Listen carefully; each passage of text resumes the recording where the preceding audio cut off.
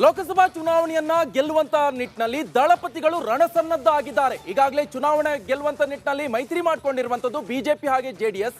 ಆದರೆ BJP JDS ಈ ಮೈತ್ರಿಯನ್ನ ಮತ್ತಷ್ಟು ಬಲಪಡಿಸುವಂತ ನಿಟ್ಟಿನಲ್ಲಿ ಈಗ ಸ್ಥಳೀಯ ನಾಯಕರನ್ನ ಮತ್ತಷ್ಟು ಗಟ್ಟಿ ಮಾಡಬೇಕಲ್ಲ, ಈಗ ವಿನ್ ಆಗಬೇಕು. ಆ ನಿಟ್ಟಿನಲ್ಲಿ ಸ್ಥಳೀಯ ಮಟ್ಟದಿಂದಲೇ ಮೈತ್ರಿ ಬಲಪಡಿಸಲು ರಣತಂತ್ರವನ್ನು ಹೆಣಿತಾ ಇರುವಂತದ್ದು. ಬಿಜೆಪಿ ಕಾರ್ಯಕರ್ತರ ಓಲೈಕೆಗೆ ಜೆಡಿಎಸ್ ಫ್ಲೆಕ್ಸ್ ತಂತ್ರವನ್ನ ರೂಪಿಸ್ತಾ ಇದೆ. ಮಂಡ್ಯದಲ್ಲಿ ಮೋದಿ ದೇವೇಗೌಡರ ಫ್ಲೆಕ್ಸ್ ಅನ್ನ ಅಳವಡಿಕೆ ಮಾಡಲಾಗಿದೆ.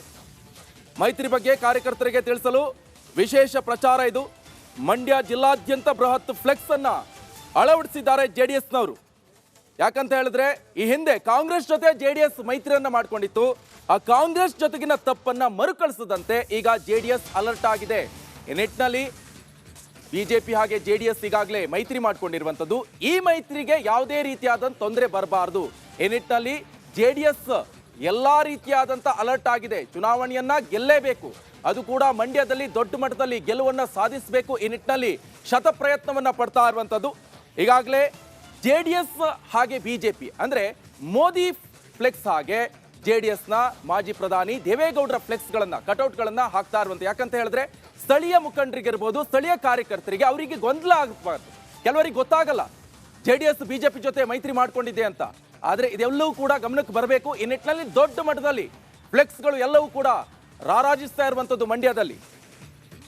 ಆ ಮೂಲಕ ಎಂಪಿ ಚುನಾವಣೆಯಲ್ಲಿ ಜೆಡಿಎಸ್ ಬಿಜೆಪಿ ಮೈತ್ರಿಗೆ ಸ್ಥಳೀಯ ಕಾರ್ಯಕರ್ತರಿಗಿರ್ಬೋದು ಎಲ್ಲರಿಗೂ ಕೂಡ ಅರಿವನ್ನ ಮೂಡಿಸುವಂತ ಕಾರ್ಯ ಈಗ ಜೆಡಿಎಸ್ ಮಾಡ್ತಾ ಇದೆ. ಕಳೆದ ಬಾರಿಯ ತಪ್ಪನ್ನ ಮರುಕಳಿಸದಂತೆ ಜೆಡಿಎಸ್ ಎಲ್ಲ ತಂತ್ರಗಳನ್ನ ರೂಪಿಸ್ತಾ ಇರುವಂಥದ್ದು. ಎಲ್ಲ ಕಟೌಟ್ ಅನ್ನ ನೀವು ನೋಡ್ತಾ ಇರ್ಬೋದು. ಯಾಕಂತ ಹೇಳಿದ್ರೆ ಕೆಲವರಿಗೆ ಗೊತ್ತಾಗಲ್ಲ, ಅವರು ಜೆಡಿಎಸ್ ಅನ್ನ ವೋಟ್ ಹಾಕ್ತಾ ಇರ್ತಾರೆ, ಇನ್ ಕೆಲವರು ಬಿಜೆಪಿಗೆ ಇರ್ತಾರೆ, ಇನ್ ಕೆಲವರು ಕಾಂಗ್ರೆಸ್ಗೆ. ಆದ್ರೆ ಕೆಲವು ಕಡೆ ಸೀಟನ್ನ ಕೊಡ್ತಾ ಇಲ್ಲ ಜೆಡಿಎಸ್ಗೆ, ಕೆಲವು ಕಡೆ ಬಿಜೆಪಿ ಸೀಟ್ ಸಿಗ್ತಾ ಇಲ್ಲ. ಅಂತ ಕಡೆಗಳಲ್ಲಿ ಜೆಡಿಎಸ್ಗೆ ವೋಟ್ ಹಾಕ್ಬೇಕು, ಇಲ್ಲ ಅಂದ್ರೆ ಬಿಜೆಪಿಗೆ ಹಾಕ್ಬೇಕು.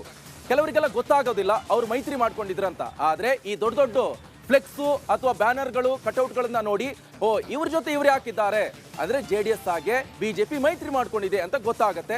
ಈ ನಿಟ್ಟಿನಲ್ಲಿ ರಣತಂತ್ರವನ್ನ ಹೆಣಿತಾ ಇರುವಂತದ್ದು. ಆ ಎಲ್ಲ ದೃಶ್ಯವನ್ನ ನೀವು ನೋಡ್ತಾ ಇದ್ದೀರಾ. ಒಂದ್ ಕಡೆ ಮಾಜಿ ಪ್ರಧಾನಿ ದೇವೇಗೌಡರು ಹಾಗೆ ಬಿಜೆಪಿಯಿಂದ ಪ್ರಧಾನಮಂತ್ರಿ ನರೇಂದ್ರ ಮೋದಿ ಅವರ ಕಟೌಟ್ಗಳು ಎಲ್ಲವೂ ಕೂಡ ಇರುವಂತದ್ದು. ಈ ಬಾರಿ ಲೋಕಸಭಾ ಚುನಾವಣೆಯಲ್ಲಿ ಮೈತ್ರಿ ಪಕ್ಷ ಗೆಲುವನ್ನ ಸಾಧಿಸುವಂತ ನಿಟ್ಟಿನಲ್ಲಿ ರಣತಂತ್ರವನ್ನ ಹೆಣಿತಾ ಇದೆ.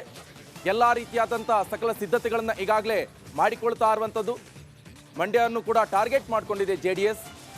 ಈ ಹಿನ್ನೆಲೆಯಲ್ಲಿ ನಿಖಿಲ್ ಕುಮಾರಸ್ವಾಮಿ ಅವರು ಸ್ಪರ್ಧೆ ಮಾಡುವಂತ ಎಲ್ಲ ನಿರೀಕ್ಷೆ ಇರುವಂಥದ್ದು.